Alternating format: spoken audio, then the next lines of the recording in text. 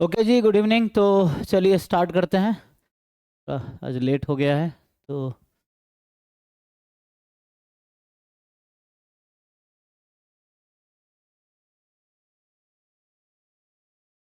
बताइए आज क्या डिस्कस करना है, क्या डाउट है। सर 2022 का पेपर किया था। पीएसबी, हाँ। यस सर, पीएसटी वाला। और उसमें सर सेकंड क्वेश्चन में थोड़ा डाउट है, प्रूविंग वाला है। सेकेंड में okay। तो ये तो थ्योरम टाइप है, तो देखिए ट्राई करते हैं। Yes sir, theory.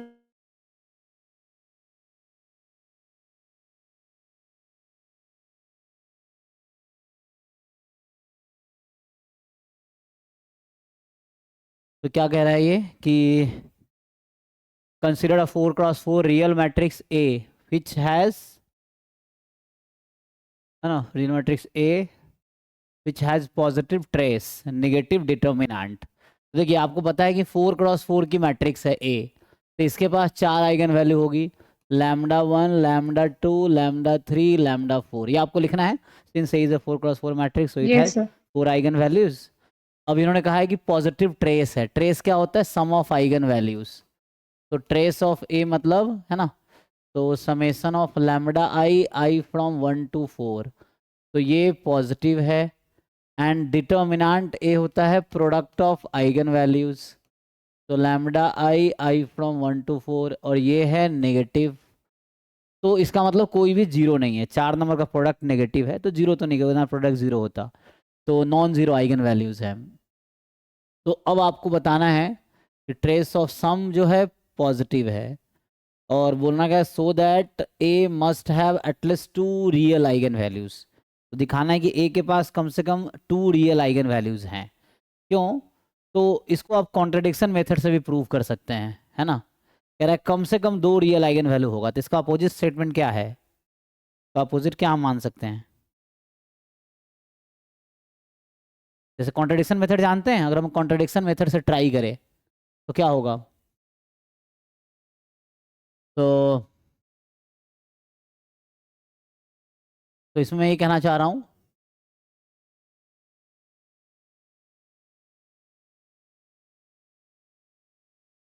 A so that A must have at least 2 real eigen values. तो इसका मतलब कह रहा है कम से कम 2 तो रियल है, तो हम मान लेते हैं लेस देन 2 रियल है। इसका अपोजिट अज्यूम करेंगे। तो पहला पार्ट के लिए मैं कॉन्ट्रडिक्शन मेथड से प्रूव कर रहा हूं। तो अज्यूम दैट ए हैज, है ना, एटलीस्ट 2 रियल आइगन वैल्यू, मतलब कम से कम 2, मतलब 2 या 2 से ज्यादा। तो हम मान लेते हैं 2 से कम है। तो assume that A has less than 2 real eigen value. तो लेस देन 2 रियल है, इसका मतलब क्या है कि कॉम्प्लेक्स आइगन वैल्यू होगी 2 से ज्यादा, है ना। तो और आपको पता है कि जो complex since complex roots comes in pair, ये आपने सुना होगा। तो कॉम्प्लेक्स रूट क्या है? पेयर में आते हैं। मतलब अगर a प्लस आयोटा भी एक आइगन वैल्यू है तो a माइनस आयोटा भी दूसरी आइगन वैल्यू होगी। मतलब eigen value is the solution of और जीरोज ऑफ कैरेक्टरिस्टिक पॉलिनोमियल या कैरेक्टरिस्टिक इक्वेशन। तो मतलब यह है कि कॉम्प्लेक्स रूट जो है या complex eigen value always comes in pair. तो हमने यहाँ कहा है कि less than 2 real eigen value है। तो 1 रियल आइगन वैल्यू अगर होगा तो 3 कॉम्प्लेक्स हो जाएगा, जो कि पॉसिबल नहीं है। तो मतलब 0 रियल आइगन वैल्यू होगा तो चारों कॉम्प्लेक्स हो जाएगा। इसका मतलब है, तो दिस इम्प्लाइज, हमने कहा कि 2 से कम रियल आइगन वैल्यू है, तो रियल या तो 0 होगा या 2 होगा या 4 होगा, ये हो सकता है ना। तो जब 0 रियल आइगन वैल्यू हैं तो टोटल 4 रूट्स है ना। तो इसका मतलब है कि हमने माना कि 2 से कम है, तो मतलब ये हो गया कि ऑल 4। अच्छा, हमें यही तो प्रूफ करना है। तो हमने मान लिया कि अब यहाँ पे क्या हो गया। अच्छा, अगर मान लीजिए कॉम्प्लेक्स रूट्स पेयर में आते हैं तो इसका मतलब ये हुआ, तो इसको बस जस्टिफाई करना है आपको लॉजिकली।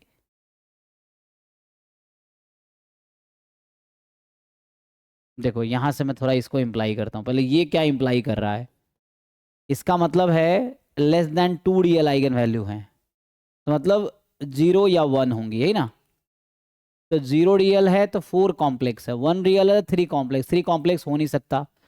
तो इसका मतलब है कि ए हैज लेस देन 0 1 ना, तो इसका मतलब है ना, आइदर 0 रियल आइगन वैल्यू और 1 आइगन वैल्यू। तो मतलब A has 4 complex roots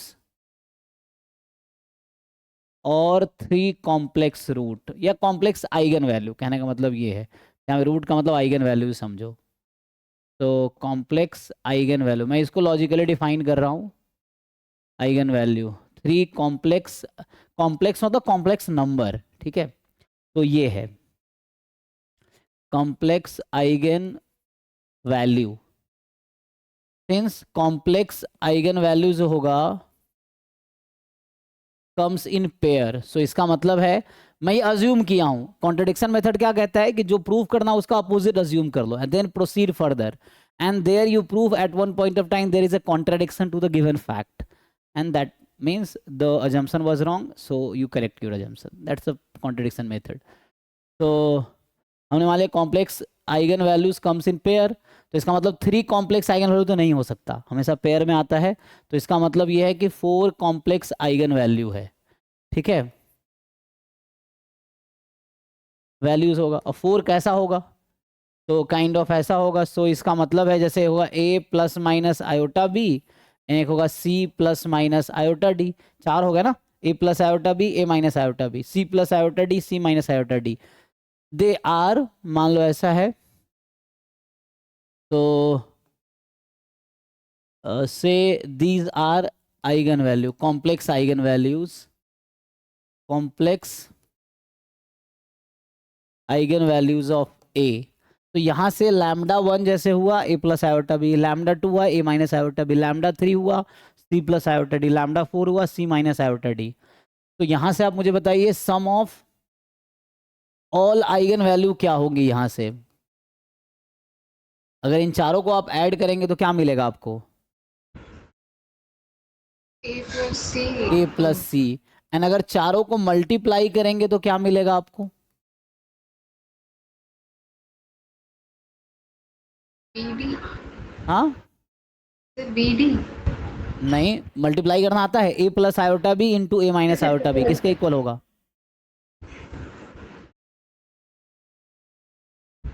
A plus iota B and A minus iota B.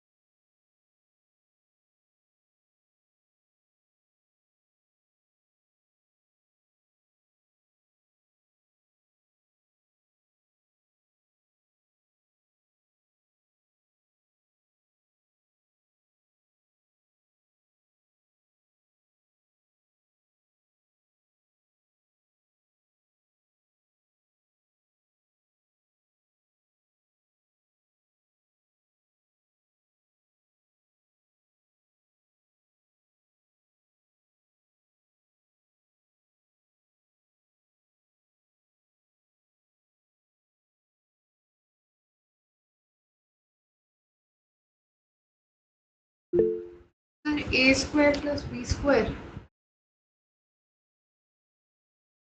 हम्म,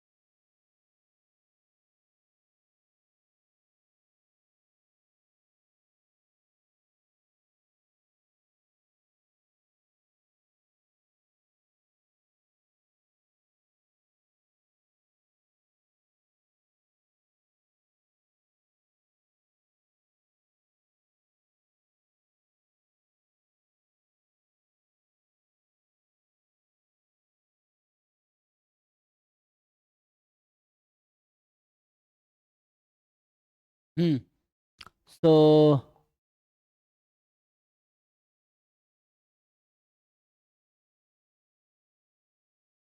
तो पूरा मिलाए कितना हुआ, चारों को मल्टीप्लाई करे कितना आएगा? a² + b²। ये दो का मल्टीप्लीकेशन और इन दोनों का मल्टीप्लीकेशन c² + d²। अब क्या ये नेगेटिव है यहाँ पे? ये क्योंकि ए बी सी डी तो रियल नंबर होता है ना कॉम्प्लेक्स नंबर में, जो ए बी सी डी वो तो रियल नंबर है। तो क्वेश्चन है ये पॉजिटिव होगा कि नेगेटिव होगा? ये तो पॉजिटिव है, बट क्वेश्चन में क्या गिवन था? नेगेटिव है। तो ये अपोजिट क्यों आ गया? जो गिवन था उसका अपोजिट क्यों आया? बिकॉज हमने गलत अज्यूम किया है ना। So this is contradiction to given fact. जो गिवन फैक्ट है उसका कॉन्ट्राडिक्शन आ गया, हेंस हमने ये प्रूव कर दिया इससे कि ऐसा नहीं होगा। तो कैसा होगा? इसका अपोजिट होगा। तो हमने ये प्रूव कर दिया कि इसने कॉन्ट्राडिक्शन क्रिएट कर दिया, मीन्स ऐसा नहीं हो सकता, तो इसका अपोजिट होगा। अपोजिट क्या होगा कि ए के पास 2 या 2 से ज्यादा रियल आइगन वैल्यू होगा, जो कि मुझे प्रूव करना था, तो हो गया। So hence A has at least 2 real eigen value. ठीक है। अब दूसरा है, दूसरा पार्ट ये कहना चाह रहा है कि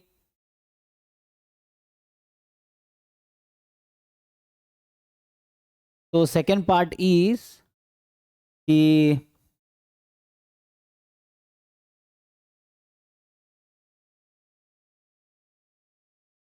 so that A can have non-zero eigen values, है ना, so that A can have non-real eigen values। तो दिखाइए कि A के पास नॉन रियल आइगन वैल्यू भी हो सकता है। हाँ, तो इसने कहा ना कम से कम 2 रियल आइगन वैल्यू है, तो इसका मतलब है 2 रियल हो जाए और 2 कॉम्प्लेक्स हो जाए, तो चल तो सकता है। तो बी में आपको ऐसा लिखना है, यस, है ना, A may have 2 real and 2 complex eigen values. ठीक है, ये होगा according to as per given information. आप चाहो तो एक एग्जांपल क्रिएट करके दिखा दो, so that A can have non real eigen value. Say एक एग्जांपल क्रिएट करो जिसमें ऐसा हो रहा हो। तो आप एक ऐसा 4x4 का मैट्रिक्स बनाओ समझाने के लिए कि जहां पे ऐसा हो रहा हो। जैसे कोई होगा, तो जैसे मैं लिख देता हूं, तो मे बी λ1 कैन बी, मान लो iota for example, λ2 can be minus iota, ठीक, एंड λ3 हमें ऐसा करना है कि प्रोडक्ट नेगेटिव हो जाए, तो -1 एंड λ4 मान लो 3 है फॉर एग्जाम्पल। तो ऐसा अगर बना देंगे तो काम हो जाएगा। तो इसके अकॉर्डिंग कंडीशन सेटिस्फाई होना चाहिए। ध्यान नहीं रखना है कि पॉजिटिव ट्रेस होने चाहिए। तो सबको ऐड कीजिए, ट्रेस पॉजिटिव आ रहा है, this plus this plus this plus this 2 आएगा, पॉजिटिव है। सबका प्रोडक्ट नेगेटिव आना चाहिए, सबका प्रोडक्ट नेगेटिव आएगा तो ये आ जाएगा नेगेटिव। तो दिस इज द एग्जाम्पल। तो ये आपका हो गया जस्टिफाई करने के लिए, पर चेक कर लीजिए। तो ये हो गया। तो ऐसा मैट्रिक्स, मतलब we can find a matrix which have this condition, ये कहना चाह रहे हैं, दैट सेटिस्फाई दिस कंडीशन। तो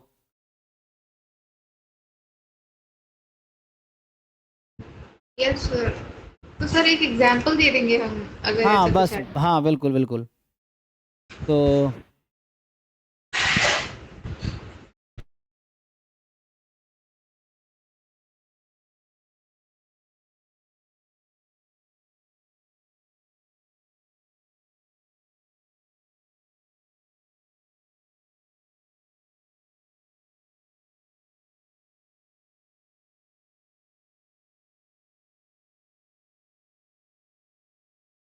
यस सर, हो गया।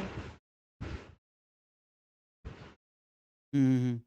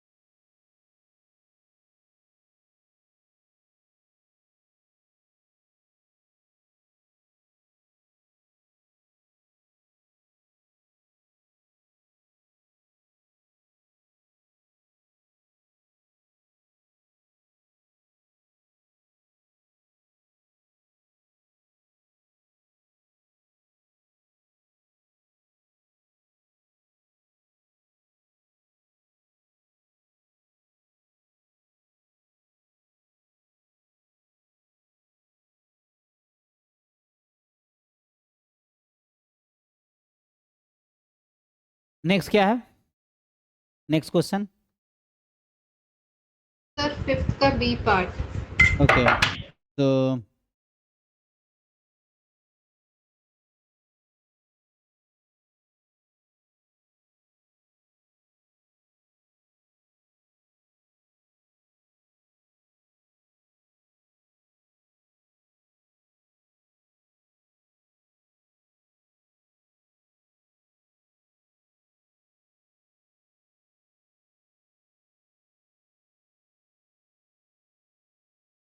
ठीक है, तो फिफ्थ का बी पार्ट पे आते हैं। तो इस तरह से आपको स्टेटमेंट लिख के कन्विंस करना है। तो फिफ्थ का बी पार्ट ये,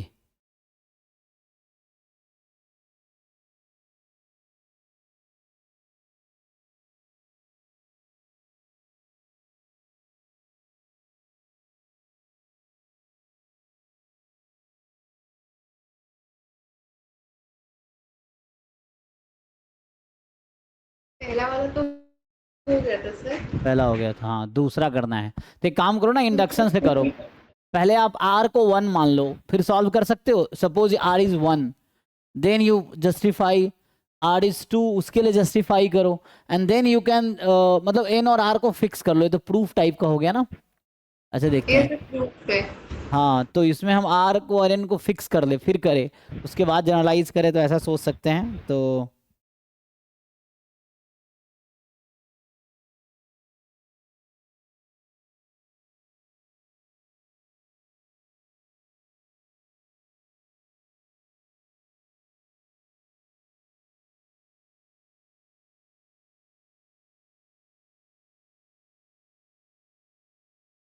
और पिछला जो एग्जाम्पल है ना, तो ऐसा कुछ एग्जाम्पल आप बना सकते हैं। जैसे पिछला जो लिख रहा था ना, तो एक एग्जाम्पल ऐसा मिल गया है, 0 0 0, देन 0 एंड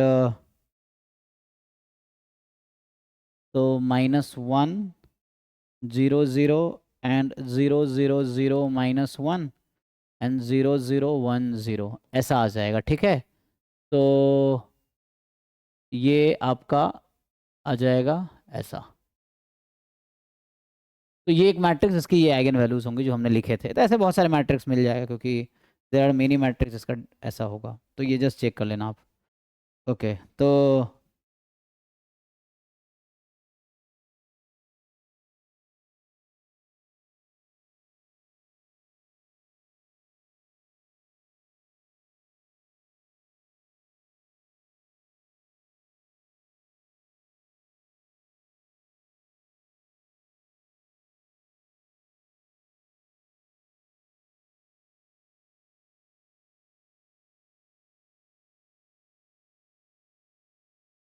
यहाँ पे थे हम लोग।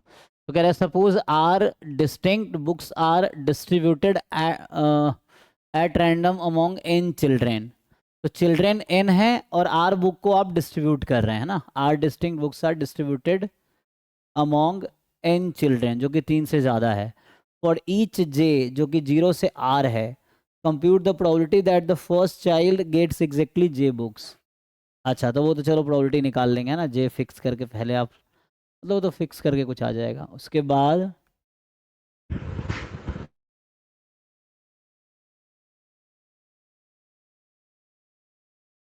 ये तो बाइनोमियल से नहीं हो जाएगा। सर पहला पार्ट बाइनोमियल ही है उसका। हम्म, पहला पार्ट मतलब डिस्ट्रीब्यूशन उसका बाइनोमियल ही है। है ना, क्योंकि आर बुक है और हमें डिस्ट्रीब्यूट करना है एन चिल्ड्रेन को, तो एन चिल्ड्रेन को आर बुक डिस्ट्रीब्यूट करना है। तो यस सर। आर बुक है ना, first book has an choice. तो ओके, हो जाएगा।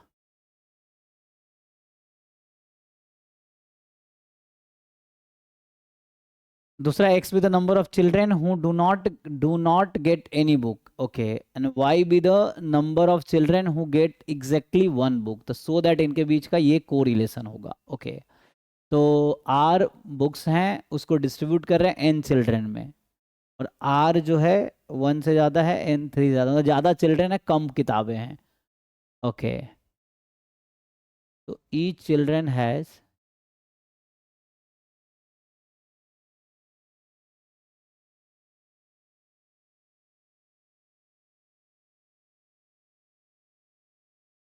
यू कैन टेक बुक मिलना सक्सेस है, बुक नहीं मिलना फेलियर है, ऐसा सोच सकते हैं। तो who do not get any book and Y with the number of children who get exactly one book. तो टोटल कितने किताबें हैं? आर किताबें हैं। तो कोवेरियंस एक्स वाई, इसमें थोड़ा सोचना पड़ेगा ना। तो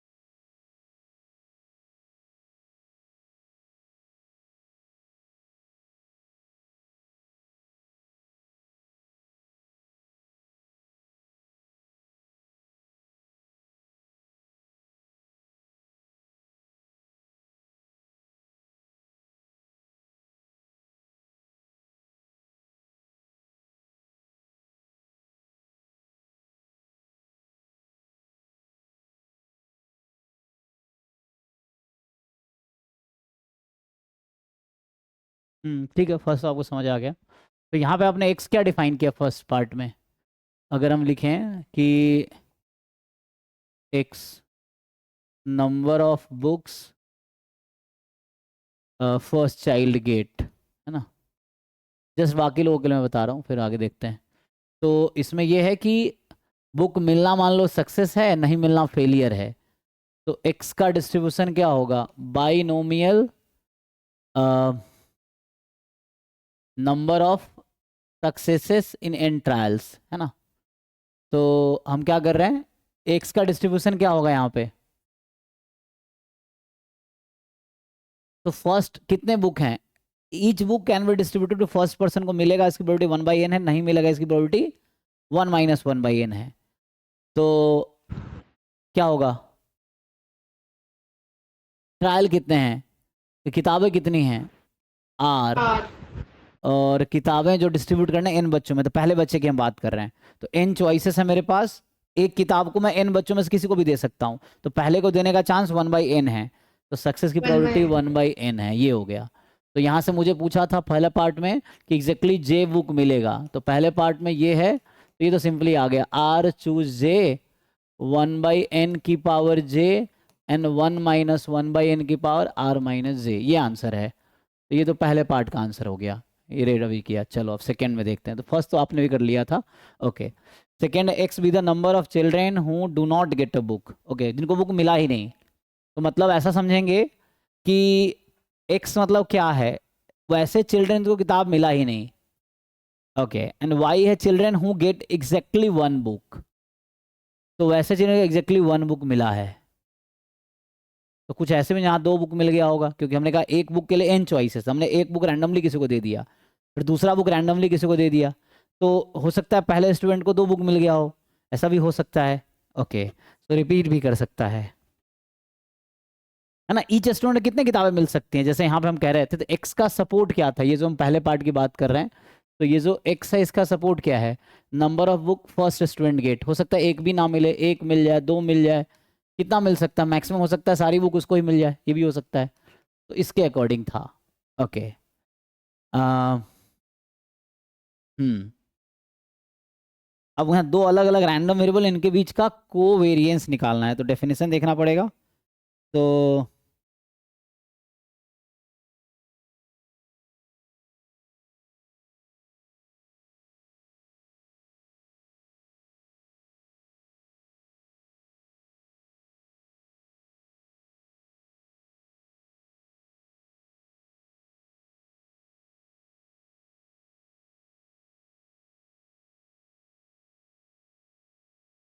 कल इस तरह के क्वेश्चन किया था हमने, तो अगर हम देखें, हम्म तो यहाँ पे हम अगर सोचने की कोशिश करें सेकेंड पार्ट के बारे में, है ना। अब सेकेंड पार्ट के बारे में देखते हैं। तो x with the number of children who get do not get any book. तो एक नया रैंडम वेरिएबल मान लो डिफाइन करते आई विथ इंडेक्स आई, तो 1 या 0, ऐसा 1 कब, इसका मतलब है ith student do not get any book, do not gate, है ना, तो इसको मैं इधर लिख देता हूँ, बेटर है। और ये कहना चाह रहा हूँ कि हमने यहाँ डिफाइन किया एक नया रैंडम वेरिएबल, इसको बोलते हैं इंडिकेटर रैंडम वेरिएबल। तो ये है कि ith student do not get any book, और ये अदरवाइज। और एक नया ऐसे ही दूसरा रैंडम वेरिएबल डिफाइन करते हैं जे आई, या ना इंटीग्रेटर फंक्शन है ना, तो कुछ नया डिफाइन कर लो, जे आई मान लो, चलो जे आई डिफाइन करते हैं ऐसे ही, ये भी 1 0, तो जे आई 1 0 का मतलब हुआ वो गेट एग्जैक्टली 1 बुक, तो ith student gate exactly 1 book, ठीक है, और 0 अदरवाइज, ठीक है, ऐसा। तो आई और जे, अब आपसे पूछेगा एक्सपेक्ट हमें क्या चाहिए, अच्छा एक्स क्या है यहाँ पे, तो एक्स क्या है, उन स्टूडेंट्स का नंबर है जिनको एक भी किताब नहीं मिला है, तो एक्स समेसन होगा I with index I, and Y summation होगा जे विथ इंडेक्स आई। अब आई की वैल्यू क्या लेंगे आप, तो ये देखना है हमें, तो आ,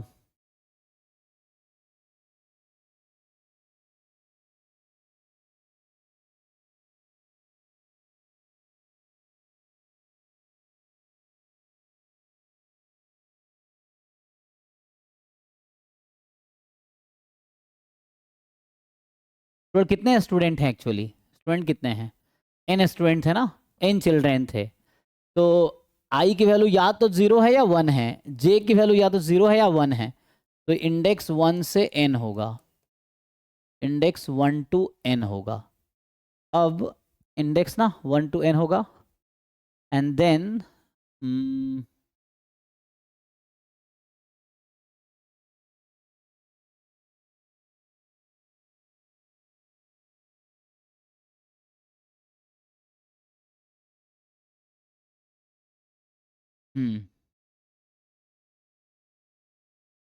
तो हमें चाहिए एक्चुअली इस क्वेश्चन में, हमें क्या चाहिए, हमें चाहिए कोवेरिएंस बिटवीन एक्स वाई, तो फॉर्मूला तो आप जानते हो, expectation of X Y minus E X into E Y, यही आ जाएगा।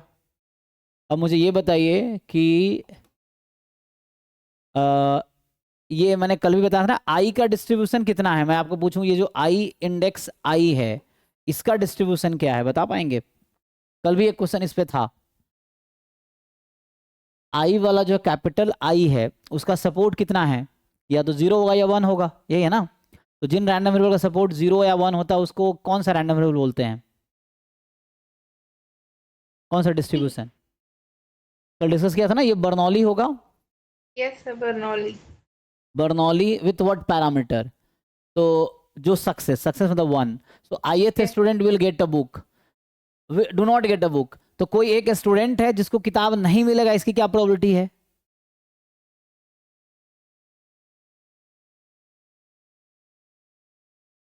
यहाँ देखिए 1/n क्या था कि अच्छा, will get a book, book मिलने की हाँ, तो नहीं मिलने का क्या प्रोबेबिलिटी है, 1 - 1/n। 1 - 1/n, तो ये आपका हो गया। एंड ऐसे ही जे आई जो है, दिस इज, ये भी बर्नौली होगा क्योंकि इसका भी सपोर्ट 1 या 0 है, तो ये होगा बर्नौली विथ व्हाट पैरामीटर, तो यहाँ पैरामीटर होगा कि ith student gate exactly 1 book, तो क्या प्रोबेबिलिटी है कोई स्टूडेंट को एग्जैक्टली 1 बुक मिलेगा, इसकी क्या प्रोबेबिलिटी है, 1/n। Hmm, 1/n। How do you know, यहाँ से जे को 1 रखना पड़ेगा, जो निकाले थे ना अभी आप, यस सर। ये अच्छा जो वो, पहले पार्ट में है ना, एग्जैक्टली 1 यस। बुक, तो जे को 1 रखो, क्या आंसर आएगा, जे को 1 रखे यहाँ पे आप, इसमें जे की जगह 1 रख देंगे, एग्जैक्टली 1 बुक, एक्स था कि नंबर ऑफ बुक उसको मिला, तो आर चूज वन, आर हो गया 1/n की पावर 1, 1 माइनस होने के बाद आर माइनस 1। R तो -1 सिंप्लीफाई कर लीजिए, कितना आया, सिंप्लीफाई करके बताइए।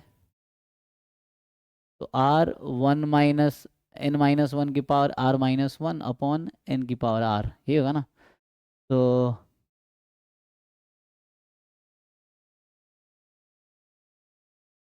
ठीक है, तो मैं कह रहा हूँ ये क्या आएगा, ये नंबर क्या आएगा, तो आएगा r इंटू n की पावर r रहेगी और ऊपर रहेगा n माइनस 1 की पावर r माइनस 1। चेक करो, probability of getting exactly one book, पहले पार्ट में एग्जैक्टली जे बुक, तो जे की जगह 1 हो गया, यस तो sir, exactly one R book. -1 ही होगा।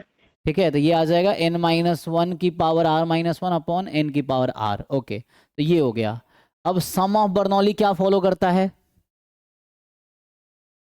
ये, बाइनोमियल। हाँ, ये summation of i from 1 to n, तो ये होगा binomial n comma 1 minus 1 by n and summation of capital j i from 1 to n। अच्छा, लेकिन यहाँ पे क्या ये इंडिपेंडेंट है, all students are independent with each other, तो हाँ, किसको क्या मिलेगा डिपेंड करेगा, एक मिनट यहाँ देखना पड़ेगा।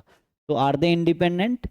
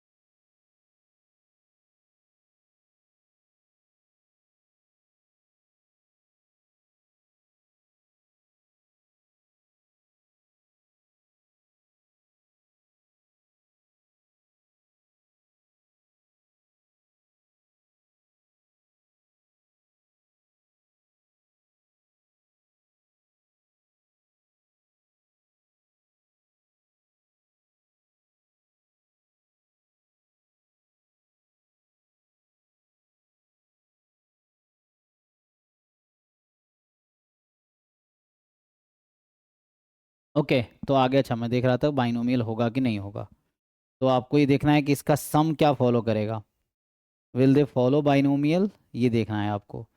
तो हमें क्या एक्सपेक्टेशन तो चाहिए बस, तो छोड़ो बाइनोमियल हो ना हो हमें क्या मतलब है, हम सिर्फ एक्सपेक्टेशन, क्योंकि बाइनोमियल होने के लिए ना इंडिपेंडेंट होना पड़ेगा, I1 I2 I3 I4 को इंडिपेंडेंट होना पड़ेगा। I1 है कि पहले स्टूडेंट को किताब नहीं मिला, I2 है दूसरे स्टूडेंट ने किताब नहीं मिला, तो क्या सारे स्टूडेंट एक दूसरे से डिपेंडेंट है या इंडिपेंडेंट है, क्योंकि यहाँ पे सर इंडिपेंडेंट। नहीं, जैसे क्या होगा, मान लीजिए सारे किताब पहले को मिल गया तो दूसरे को तो कुछ नहीं मिलेगा ना, तो दे आर डिपेंडेंट अच्छा, एक्चुअली, डिपेंडेंट है है, ना, तो क्योंकि बाइनोमियल क्योंकि फॉलो नहीं करेगा। किताब तो फिक्स है ना, हाँ किताब तो फिक्स है, एन बुक्स हैं आपके पास, तो एन किताबें हैं, तो उसको आप पहले को दे दिए तो दूसरे को नहीं दे पाएंगे। तो इस तरह से है, जैसे क्वाइन में है कि पहली बार टॉस किए हेड आ गया, तो दूसरी बार टॉस किए तो उसको कोई मतलब नहीं दूसरे टॉस को पहली बार क्या आया था, वहां इंडिपेंडेंट है। लेकिन यहाँ पे है कि एन एन किताबें हैं, आपको सॉरी आर किताबें हैं, आर नंबर ऑफ है ना बुक्स हैं टोटल, एंड आपको एन बच्चों को देना है, तो दे विल डिपेंड, अगर वो किसी एक बच्चे को मिल गया दूसरे को नहीं मिलेगा, सो दे आर डिपेंड, बाइनोमियल तो फॉलो नहीं करेगा। तो हमें बस क्या चाहिए, हमें चाहिए एक्चुअली, हमें क्या चाहिए, हमें चाहिए एक्सपेक्टेशन। तो व्हाट आई सेड कि जो x है तो मुझे ई एक्स चाहिए, हमें तो ई एक्स की ज़रूरत है, तो एक्सपेक्टेशन लगाओ दोनों तरफ, तो summation E of i index आई ये आ जाएगा i फ्रॉम 1 to n। और ये बर्नौली में 1 माइनस 1/n है, तो ये हो जाएगा summation i from 1 to n 1 minus 1/n, ये आ जाएगा। तो ये हो जाएगा n टाइम 1 माइनस 1/n। और ऐसे ही ई वाई, आप जब ई वाई निकालेंगे तो उसी तरीके से summation expectation of J index I from 1 to n, तो ये समेसन और इसका आ जाएगा r इंटू n माइनस 1 की power r minus 1 upon n की पावर r। तो i फ्रॉम 1 to n, ये n टाइम हो जाएगा r n माइनस 1 की power r minus 1 upon n की पावर r। तो देखो कितना निकल गया। तो हमने अभी तक यहाँ तक फाइंड कर लिया है। सो हमने ये दोनों निकाल लिया ना।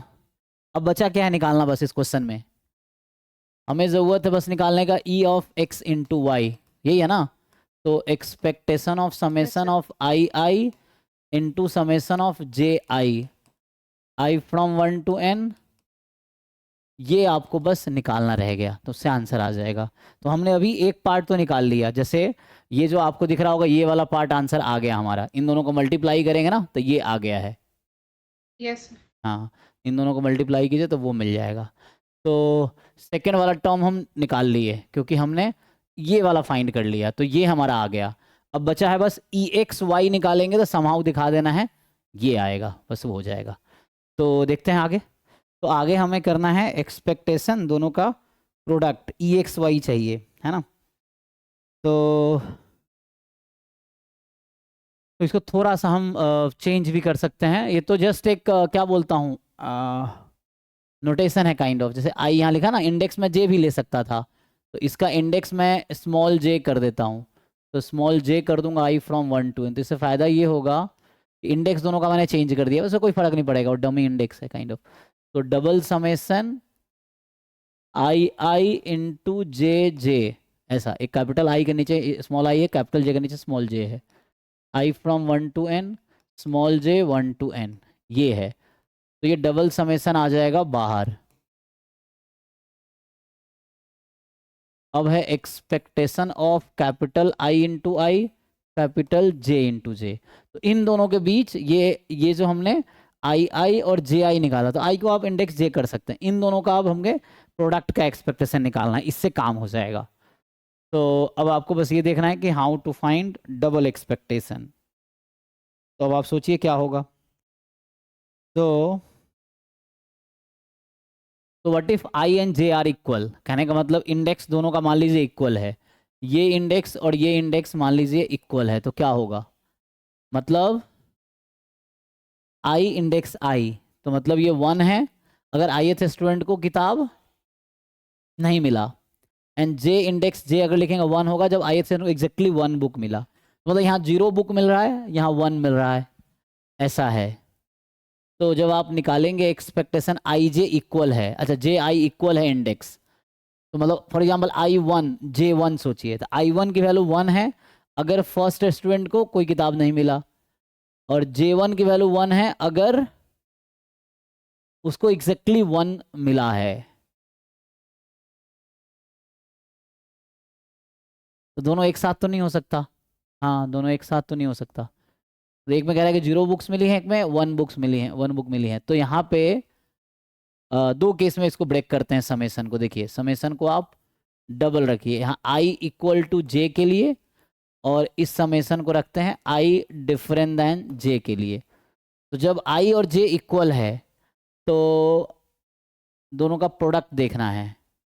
तो प्रोडक्ट क्या हो जाएगा, तो जब आई 1 होगा तो उसमें J1 0 हो जाएगा। जब I1 0 है तो मतलब J1 जब 1 है तो वो 0 हो जाएगा, क्योंकि देखिए ना यहाँ पे 0 किताबें मिल रही हैं, तो जब I को 1 रखेंगे तो ये 1 तब होगी जब 0 किताबें मिली हैं, तो उस केस में ये 0 हो जाएगा। एंड 1 किताब यहाँ मिलेगी तो 1 किताब के लिए 0 हो जाएगा, और ये 1 हो जाएगा। कंडीशन ये है ना कि I1 1 कब है, जब ith स्टूडेंट को नो बुक्स मिला, एंड J1 1 कब ऐसा है, तो एक इक्वल कर लेंगे तो दोनों प्रोडक्ट 0 हो जाएगा, ये 0 ही आ जाएगा, तो ये खत्म हो जाएगा। अब मान लिया आपको ये कैलकुलेट करना आई डिफरेंट दैन जे, तो अब आप इसको थोड़े करना है ट्राई, क्योंकि है ना हो गया अगले बैच का टाइम। तो इसको अब देखिए थोड़ा क्या कर सकते हैं।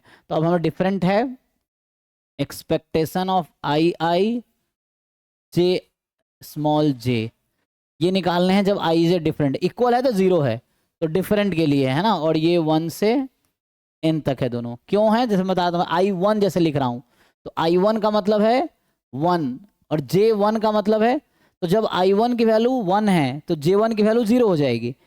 क्योंकि आपने I1 को 1 रखने का क्या मतलब है कि पहले स्टूडेंट को एक भी किताब नहीं मिला। तो हमें पता है कि पहले स्टूडेंट एक भी किताब नहीं मिला, तो यहाँ कह रहा है कि J1 पहले स्टूडेंट को अगर एक किताब मिला तो वैल्यू 1, और एक भी किताब नहीं मतलब अदरवाइज 0, तो यहाँ 0 हो जाएगा। कहने का मतलब ये है, तो इसलिए 0 हो रहा है। अब ये आपको कैलकुलेट करना है, तो ये फर्दर प्रोडक्ट कीजिए। तो कल ज्वाइंट बनाए थे ना, उसके अकॉर्डिंग करना पड़ेगा। तो डिफरेंट है तो क्या होगा,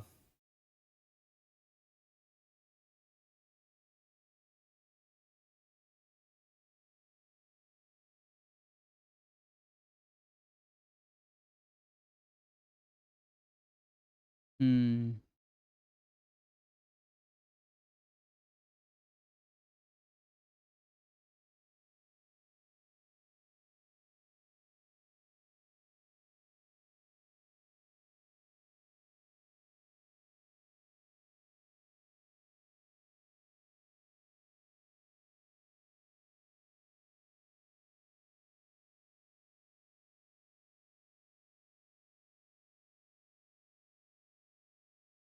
तो मेनली आपको क्या दिखाना है, तो इसमें पुट ये करना, तो उसके पहले आपको चाहिए expectation of i index I and j index j, ये बस बता दो क्या होगा। तो कल हम आपको एक टेबल बना के दिखाए थे, कल बनाया था ना। क्या होगा, आई जे मान लो ऐसा है, तो इसकी वैल्यू भी 0 1 है, इसकी वैल्यू भी 0 1 है। तो ये बॉक्स आप फिल करने की कोशिश करो, तो इससे काम हो जाएगा। तो मेनली जो मैं कहना चाह रहा हूँ ये है कि E of i index i j index j, ये अल्टीमेटली कन्वर्ट होगा 1 into 1, जैसे कल हुआ था कि i into i is 1 and j into i is 1। ये फाइनली आपको निकालने हैं कि I1 J1। अब ये जरा समझिए, I1 की वैल्यू 1 होने का क्या मतलब है कि ith student get no book, and एक कॉमा मतलब इंटरसेक्शन, एंड ये कह रहा है ith जे लिख रहे थे ना, तो आई जे, तो यहाँ है जेथ स्टूडेंट गेट एग्जैक्टली 1 बुक। आई जे दो अलग अलग नंबर है ना। तो हम यहाँ आई और जे डिफरेंट के लिए बात कर रहे हैं, इक्वल के लिए तो 0 था ये, ठीक है। जैसे आई और जे जब इक्वल था तो हमने कहा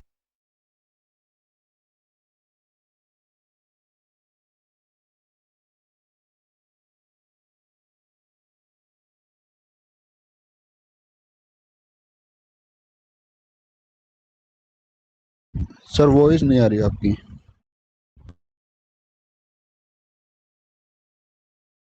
तो ठीक है, इसको कंप्लीट करो तो मैं बता देता हूँ इसका जो आंसर आएगा। ये जो आएगा आपके पास कि कितना आएगा है ना, ये आप देख लो बस। तो what will be this probability, चलिए बैटरी खत्म हो मैंने गया, फर्स्ट पार्ट निकाल किया पाओगे। था। सर ये ट्राई कर लूंगी अगर निकल आया तो। हाँ, ये कल का तरीका है थोड़ा थोड़ा सा।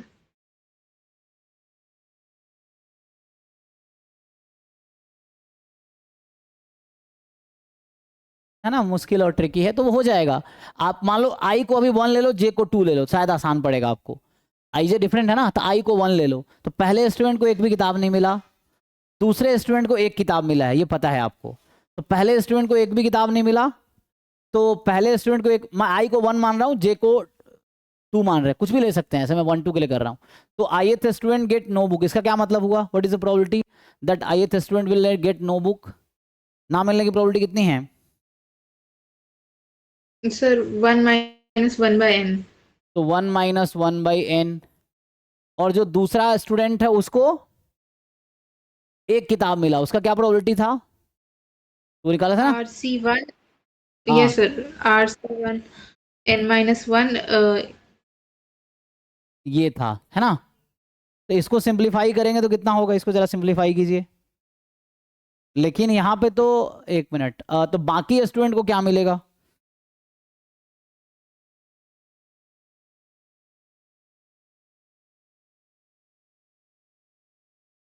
लेकिन हमें सारे स्टूडेंट भी हम क्यों कैलकुलेट कर रहे हैं? एक मिनट, हम तो रिमेनिंग बच्चों की बात करेंगे। हमें पता है कि आईएथ को कोई किताब नहीं मिला और जेथ को एक मिला है। तो बाकी जो किताबें हैं n माइनस, बाकी कितने स्टूडेंट है? n-2 स्टूडेंट है ना, उनको कितनी किताबें मिली होंगी टोटल? r-1 किताबें मिली होंगी ना। यस r-1 तो मिला होगा।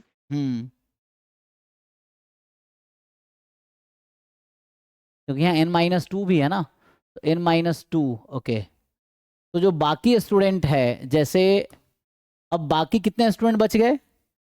n-2 स्टूडेंट, उनको r-2 किताबें मिलने की क्या प्रोबेबिलिटी है?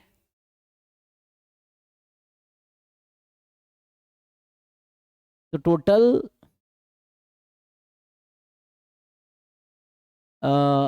n-2 students will get r-2, है ना बुक्स।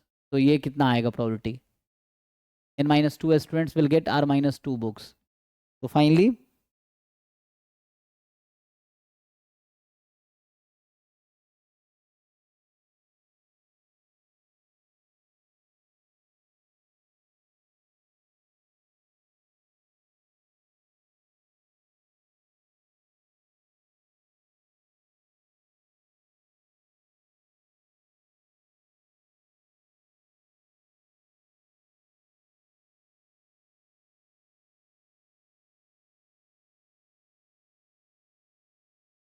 क्योंकि यहाँ पे जो टर्म्स है ना, ये जो मैं ये निकाल रहा हूँ, ये थोड़ा उसमें गड़बड़ हो रहा है।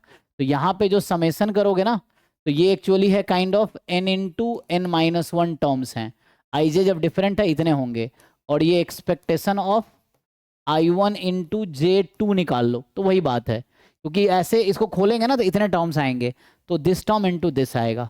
और ये आई थिंक थोड़ा यहाँ मिस्टेक हो रहा है, तो इसको ठीक से कैलकुलेशन करना पड़ेगा। तो इससे हो जाएगा, यहाँ जो आएगा ना n into n-1 total terms हैं इसमें। पहले n² था n इंटू n, लेकिन n टर्म 0 हो गया, तो n² माइनस n है। इसको क्या लिख सकते हैं? तो n² माइनस n या n इंटू n-1। तो बाकी ये आपको प्रूव करना है, ये ऐसा आएगा जैसे वो है। तो n इंटू n-1 हटा दोगे तो क्या बचेगा, तो उसके अकॉर्डिंग आंसर आ जाएगा। जैसे आ जाएगा r, तो वो देखना है कैसे आएगा, बस वो समझना है आपको। तो ये ट्राई करके देखो, है ना। तो ये दिस करके मतलब एट द एंड आना इसको वही है जो ये पहला टर्म लिखा है ना, r इंटू n-1 2 की पावर r-1 अपॉन n की power r-, at the end यही आएगा। तो यहाँ से ये आ गया, और आप पहले से EXY निकाल चुके हो, है ना, तो ये तो आपको मिल ही गया। तो ये है, और EX इंटू है ना, कोवेरियंस आपका आ गया ना, ठीक है। जस्ट तो आपको क्या करना है, तो बस आपको थोड़ा सा यहाँ पे ध्यान देना है कैसे आएगा, बस हो जाएगा। अभी नेक्स्ट बैच का टाइम है तो स्टार्ट। तो ये EXY आया, यहाँ से EX आ चुका है, EY आ चुका है। EX यहाँ है, EY यहाँ है, EXY यहाँ है ना, this was EX into Y. तो कोवेरियंस तो आप जानते ही हैं, बस हो गया। तो ये आपको ठीक से थोड़े कैलकुलेशन देख लेने हैं, EX इंटू EY, तो पुट कर लो तो ये वही आ जाएगा जो है। ठीक है, तो कल कंटिन्यू करते हैं अभी। Thank you. Thank you sir. Sir इस टाइप का काफी रिपीट हो रहा है ना, मतलब हाँ, अभी तो तो मैंने आप 3 साल के ही किए हैं। तो ऐसे ही प्रैक्टिस कीजिए, इस तरह क्वेश्चंस आप मतलब सारे इसे का ना 10 बार कीजिए। उससे क्या होगा ना, 10 टाइम्स अगर कर लेंगे तो आपको पता चल जाएगा कैसे पेपर्स आ रहे हैं ना, सबको अब धीरे धीरे समझ। पहली बार सबसे मुश्किल लगेगा, दूसरी बार उससे आसान, तीसरी बार उससे आसान, तो ऐसे लेवल इंप्रूव होता है, एक बार में इंप्रूव नहीं होता। You have to revise it at least 5 time 10 times, तब जाकर चीजें बहुत आसान लगने लगेगी लास्ट में आपको, तो यस है सर, ना। अभी तो थोड़ा थोड़ा समझ में आने लगा, लेकिन हाँ शुरू में जब फर्स्ट पेपर किया था तो थोड़ा ज्यादा डिफिकल्ट था। बिल्कुल, तो ऐसे ही करते जाइए। पहले एक एक बार सारा पेपर कीजिए, फिर सेकंड टाइम सारा पेपर कीजिए, फिर थर्ड टाइम, फोर्थ टाइम। अभी टाइम है, आराम से 10 बार कीजिए। ठीक है, ओके थैंक सर, यू। हाँ थैंक यू सर। जी, थैंक यू।